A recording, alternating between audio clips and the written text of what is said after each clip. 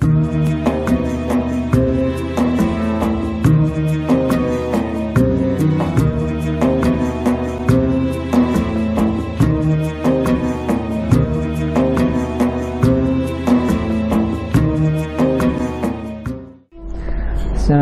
warahmatullahi wabarakatuh.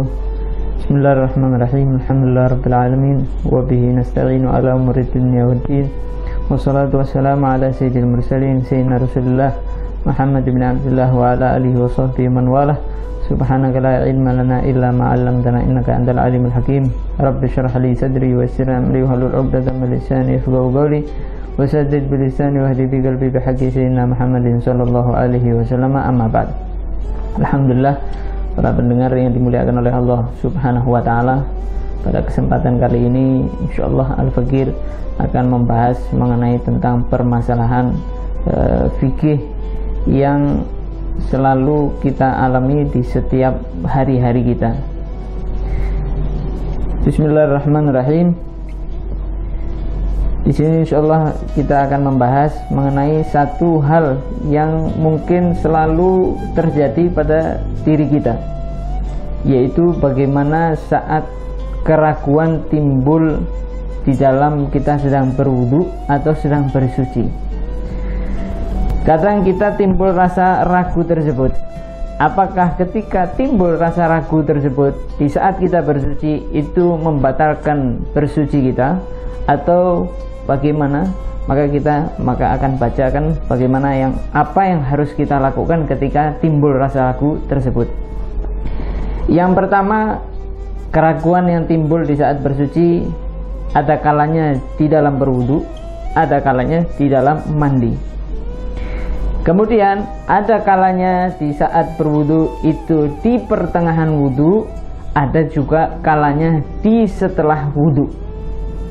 Kemudian terbagi menjadi lagi, ada kalanya kita ragu membasuh semuanya, ada kalanya kita hanya ragu apakah sebagian dari anggota itu sudah kita basuh ataupun belum. Maka insya Allah akan kita bahas satu persatu secara singkat insya Allah. Yang pertama, ketika kita ragu di saat berwudu.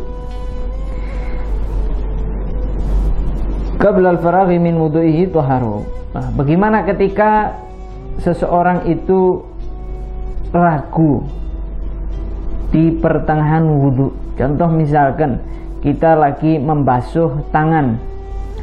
Di pertengahan membasuh tangan, kita ragu apakah kita sudah membasuh wajah. Bagaimana hukumnya?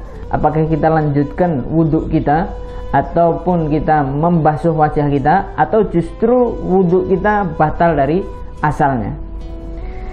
Ketika kita ragu di pertengahan wudhu apakah kita sudah membasuh anggota yang sebelumnya, maka di saat itu kita harus mensucikan anggota yang sebelumnya. Jadi kalau misalkan kita selesai atau lagi di pertengahan membasuh kepala, ternyata kita ragu apakah tadi sudah membasuh tangan atau belum, maka yang kita lakukan adalah kita kembali lagi membasuh kedua tangan, kemudian membasuh kepala lagi. Jangan kepalanya, oh sudah saya selesai, saya basuh, tidak. Tapi basuh tangannya, kemudian basuh kembali kepalanya. Karena tidak sah membasuh kepala sebelum kita membasuh tangan dengan yakin. Mengapa yang kepala ini harus dibasuh lagi? Sebab di dalam wudhu itu disyaratkan yang namanya tartib. Tartib itu mendahulukan anggota yang pertama baru yang kedua. Ya, tidak boleh mendahulukan yang kedua baru yang pertama.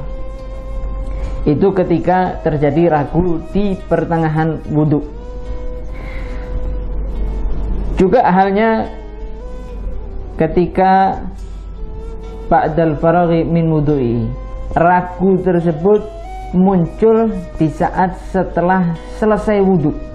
Selesai daripada wudhunya, kita berjalan, kemudian timbul ragu apakah kita ini tadi sudah membasuh kepala atau belum, atau kita tadi membasuh tangan atau belum, atau kita sudah membasuh kaki atau belum. Alhasil keraguan itu muncul setelah selesainya berwudu. Maka apa yang terjadi? lam yu'adzir, maka keraguan tersebut tidak menjadi masalah. Maknanya wudu kita tetap sah, wudu kita tetap ada, tidak perlu mengulanginya kembali ya. Jadi beda halnya ketika di dalam wudu sama di setelah wudu. Adapun di dalam wudu maka kita wajib mengulanginya, adapun di setelah wudu maka keraguan itu seakan-akan tidak ada. Maknanya kita menjadi orang yang sudah berwudu, boleh kita melakukan sholat, boleh megang Al-Quran, boleh membawa Al-Quran, dan segala melakukan hal-hal yang diwajibkan untuk menggunakan wudu. Kemudian hal yang kedua, bagaimana kalau misalkan kita ragu di saat kita mandi besar? Ketika kita mandi besar kemudian timbul, oh kita ragu apakah sebagian badan kita ini sudah terkena atau belum terkena. Nah, kita ragu. Kapan ragunya? Di saat pertengahan kita mandi. Maka apa yang kita lakukan? Yang kita lakukan adalah membasuh anggota yang kita ragu itu, tanpa mengulangi basuhan yang sebelumnya. Contoh, kita lagi mandi besar ya, setelah niat, kemudian di pertengahan mandi kita ragu, oh tangan ini sudah kena basuhan atau belum. Nah, apa yang kita lakukan? Maka yang kita lakukan hanya cukup membasuh tangan yang belum atau yang kita ragu belum kita basuh. Adapun badan yang lainnya yang sudah kita basuh terlebih dahulu tidak harus diulangi. Mengapa tidak harus diulangi? Karena di dalam mandi tidak disyaratkan yang namanya tartib. Ya, harus tangan dulu, harus kepala dulu, ya, harus muka dulu, tidak disyaratkan hal tersebut. Beda dengan halnya wudu. Nah, karena wudu harus ada tartib, maka harus diulangi basuhan yang tadi kita basuh sebelum kita membasuh anggota yang ragu tersebut. Kemudian ada kalanya ragu di dalam niat. Bagaimana kalau seandainya kita itu ragu di dalam niat? Bagaimana setelah selesai wudu kita ragu, oh tadi saya sudah niat wudu atau belum ketika membasuh wajah itu. Terkadang hal tersebut itu muncul keraguan tadi, 50-50, 50%, 50%. Oh saya tadi sudah niat atau belum. Nah, maka bagaimana? Apakah wudu kita itu batal atau justru keraguan tersebut tidak bermasalah? Annahu idza syakka fi niyatil wudu ba'da faraghi dharra. Barang siapa yang dia muncul keraguan di dalam niat setelah selesai daripada wudunya, maka wudunya tersebut menjadi batal. Maknanya apa? Maknanya dia harus mengulangi daripada wudunya mulai dari awal. Ya, itu kalau misalkan setelah selesai wudu. Namun ada kalanya munculnya keraguan tersebut setelah dia sholat menggunakan wudu tersebut. Jadi kita wudu, selesai daripada wudu belum muncul itu keraguan. Kemudian kita setelah itu sholat, misalkan sholat duhur, selesai daripada sholat duhur, selesai salam, kita ragu, wah tadi saya wudu ini pakai niat atau saya tidak niat ya ketika wudu. Muncul keraguan di dalam hati kita. Maka apa yang terjadi? Apakah wudunya batal, sholatnya batal? Nah, yang terjadi adalah wudu kita di saat itu batal, namun sholat yang sudah kita lakukan sudah selesai.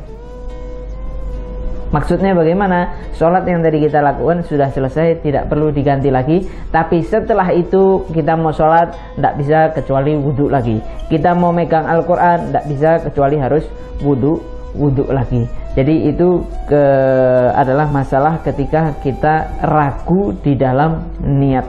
Ya, beda setelah wudhu, ada kalanya juga setelah sholat. Jadi ini adalah penjelasan singkat bagaimana ketika kita ini ragu di dalam wudu atau di setelah wudu, baik maupun itu ragunya di dalam membasuh anggota ataupun di dalam ataupun ragu di dalam niat. Mudah-mudahan yang singkat ini bisa menambah ilmu kita, manfaat dunia akhirat. Amin amin ya rabbal alamin. Wassallallahu ala sayyidina Muhammadin wa ala alihi washabihi wasallam walhamdulillahirabbil alamin wal afu minkum.